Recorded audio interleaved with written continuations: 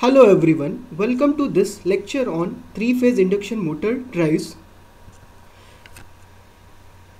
In this unit, we will learn about induction motor characteristics, then control strategies for controlling the speed using stator voltage control, V/F control, frequency control and rotor resistance control. We will understand how to control the speed of three-phase induction motor using voltage source inverter drive. We'll understand operation of pulse width modulated voltage source inverter drives. We will understand operation of current source inverter fade induction motor drives with V/F control. Then we will understand open loop and closed loop control of three-phase induction motor drive. In later part, we will understand how can we make use of vector control to operate this induction motor with advantages of DC motor. That means to control torque and speed independently. And in last part, we will understand how to do braking of three-phase induction motor, that is both dynamic and regenerative braking. After that, we will understand protection circuits and acceleration and deacceleration of three-phase induction motor drive. So in all together, the main objective of this unit is to understand operation of three-phase induction motor drive system. Then we have to understand three kinds of drives: voltage source inverter drive, three-phase PWM inverter fade drive and current source inverter fade drive, along with open loop and closed loop control. We will understand braking. Here we have to understand both dynamic and regenerative braking in case of three-phase induction motor. Then we will understand operation of vector control in three-phase induction motor. So let's get started with first lecture of this three-phase induction motor side. So in first lecture, we will study the construction of three-phase induction motor drive. So let's get started with this. So three-phase induction motors are fed by three-phase AC supply. When we compare three-phase induction motors with DC motors, they have certain advantages. They are more rigid, they are cheaper, they need less maintenance, they can work in any climatic conditions, and as they do not have brushes, the maintenance is very low. But the only problem with three-phase induction motor is the speed control mechanism is difficult. But with recent advancement which has happened in power electronics industry, these controls are becoming more easy, and similar to DC motor, nowadays using vector control, it is possible to operate induction motor with DC motor characteristics. So all these things we will study in upcoming lectures. Time now we will understand first the construction of three-phase induction motor. Now three-phase induction motor has two major parts. First is called as stator and second is called as rotor. Now stator is a stationary part and rotor is a rotating part. So here all these points are shown. The frame is holding stator. Then we have a base, front cover, shaft and terminal box. Now let us go one by one. Stator is the outer part which is stationary part. Now this stator is holded in frame. So this frame has stator cores. These stator cores are made of stationary thin slotted highly permeable steel laminated inside a steel or cast iron frame. So you can see these slots. Inside this slot we pass a winding. So here one winding is shown. So depending on number of turns we will put this winding. So the scenario is when we apply three-phase AC supply to the stator side, the current starts flowing through the winding of stator side, and these three phases are generating three fluxes, phi R, phi Y and phi B, which in turns generate a magnetic field, and that magnetic field rotates at some speed. That speed is called as synchronous magnetic field, and the synchronous speed is given by Ns, and Ns is equals to 120 F by P. That means the synchronous speed can be controlled by controlling the number of poles or controlling the frequency of stator voltage. Now depending on type of rotor, we have two types of motor. First one is called a squirrel cage rotor and second one is called a phase wound rotor. In squirrel cage rotor, it consists of squirrel cage bars. Rotor consists of squirrel cage bars. There is no provision of adding external resistance.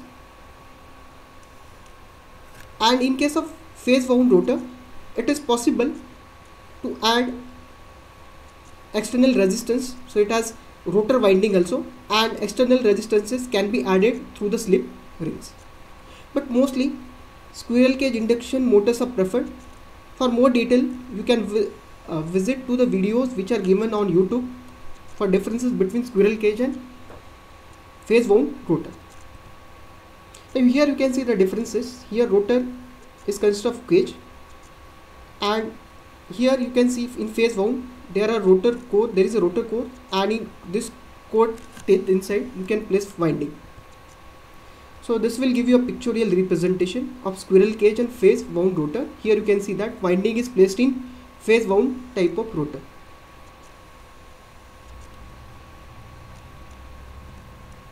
Now this is a terminal box from which we can apply the voltage on stator side. This is a wound rotor type, and here you can see slip rings.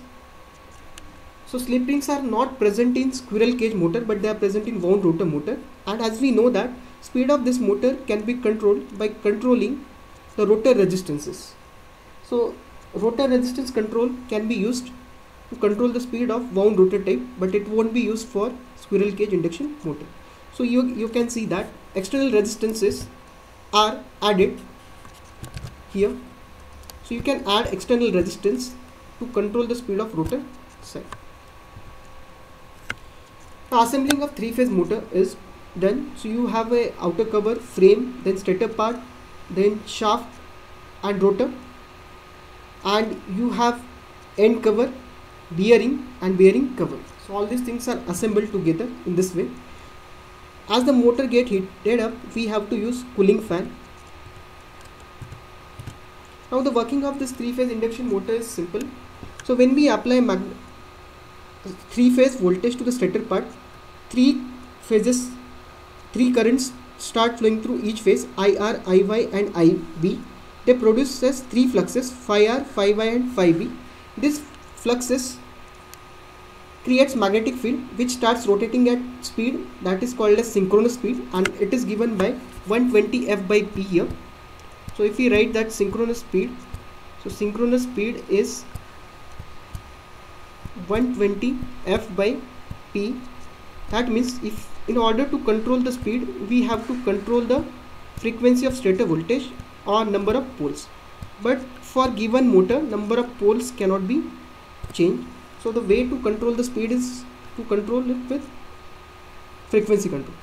So when magnetic field is rotating, now we have a current carrying, now we have a rotor which is a conductor, and our rotating magnetic field is moving at some speed. So as per the Faraday's laws of magnetic induction, when a conductor is placed in varying magnetic field, an EMF gets induced. So due to the stator magnetic field, an EMF will get induced in the rotor. Now the situation is a current carrying conductor is placed in varying magnetic field, that's why it will experience a force. So rotor will start moving at some speed, and that speed is called as rotor speed. So we will indicate that speed as rotor speed. Now rotor will try to move in same direction with the synchronous speed. It will try to catch it, but practically it won't be possible for rotor to catch the speed. So rotor will run at some lesser speed, 3 or 4% less than synchronous speed. So rotor speed is 96 to 97% as compared to the synchronous speed. That means the rotor speed can be controlled by controlling the frequency of stator voltage. And the difference between the rotor speed and synchronous speed is called as slip. Normally the value of slip is 3 to 4%. Slip is maximum, that is 1 when rotor is stationary, and slip is minimum, that is 2 to 3% when machine is running constantly. Now let us understand few important terms when we come across induction motor. So the first point is synchronous speed. Synchronous speed is a speed which is applicable for synchronous magnetic field on stator side. So it is given by Ns, which is equals to 120 F by P, where F is nothing but the frequency of applied voltage, P is number of poles. Now second parameter is slip. Slip is the difference between Ns minus Nr upon Ns. So here it has to be Ns. So I have missed out this term. So it is actually given by this. It is normally 3 to 4% when motor is running. So we can say that the rotor speed is close to the synchronous speed, and the speed of this rotor now will be controlled by controlling the frequency of this three-phase stator voltage. Now next is rotor speed. So here we can say that rotor speed will be 1 minus S into Ns. Now the input power. As we apply three-phase voltage to the motor, the input quantities, that is voltage current, are V1 I1.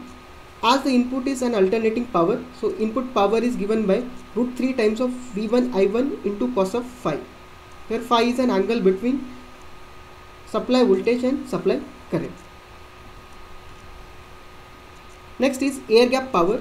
Air gap power is given by Pg is equals to 3I square R2 by S, or it is equals to 3I1 square by Rf. Next is when we apply voltage, 100% power is not used for mechanical conversion. Some power is lost in the winding, so that winding rotor loss is given by 3 into I2 square into R2. Now the gross developed mechanical power is given by P gross is equals to the air gap power minus 3 I2 square into R2, that is the loss which has happened in rotor winding. So it is equals to Pg into 1 minus S. As we know that power is equals to torque into the speed, therefore the torque would be power divided by speed. So where omega is synchronous speed and it is in radian per second. Now next part is net power. So the net power available at the shaft side, that is on load side, is always less than the gross power, because there will be some power loss which is happening in rotor side. So we will not be able to get 100% power on rotor side due to the losses which are happening. So these losses are given as core losses or stray losses which happens inside the rotor side, and this will also result into the efficiency issues of induction motor. Now the net shaft torque which is available at the load side would be P shaft divided by omega R. So the actual torque which is responsible for motoring application will be nothing but power available at short divided by rotor speed. And the most important parameter of three-phase induction motor is efficiency. So efficiency is given by the shaft power, that is output power divided by input power. So in this lecture we took overview of syllabus of unit 1, then we understood construction of three-phase induction motor, and then we understood different parts of three-phase motors, types of three-phase induction motor, then we understood speed control using frequency control, then we understood slip, importance of slip, then we understood few important terms like power, speed, slip and torque, efficiency, other parameters. Thank you. So from next lecture we will start to understand operating modes of three-phase induction motor. Thank you.